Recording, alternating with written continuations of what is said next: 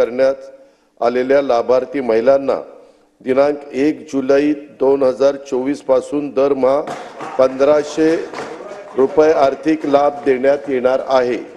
या योजनेच्या पात्रतेमध्ये अधिवास प्रमाणपत्र आवश्यक असल्याचे नमूद करण्यात आले होते।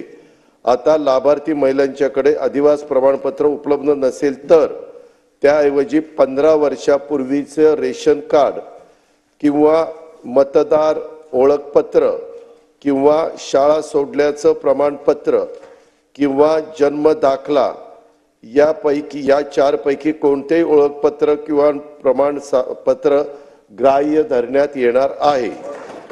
सदर योजनेत 5 एकर शेतीची अट होती ती वगळण्यात आली आहे।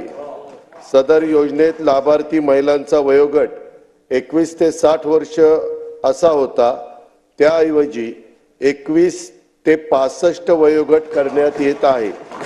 परराज्यामध्ये जन्म झालेल्या महिलांनी बॉर्डरवर हा प्रश्न आहे आपल्या महाराष्ट्राच्या महिलांनी महाराष्ट्रातील अधिवास असणाऱ्या पुरुषांबरोबर विवाह केला असेल तर अशा बाबतीत त्यांच्या पतीचं जन्म दाखला किंवा शाळा सोडल्याचे प्रमाणपत्र हा अधिवास प्रमाणपत्र ग्राह्य धरण्यात येईल।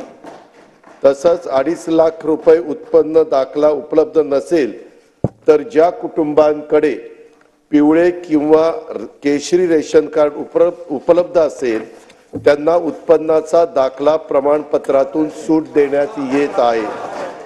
सदर योजनेत कुटुंबातील एक पात्र अविवाहित महिलेला सुद्धा या योजनेचा लाभ देण्यात येणार आहे।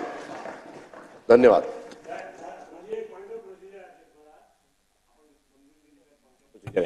अध्यक्ष पॉइंट ऑफ प्रोसिजर आहे।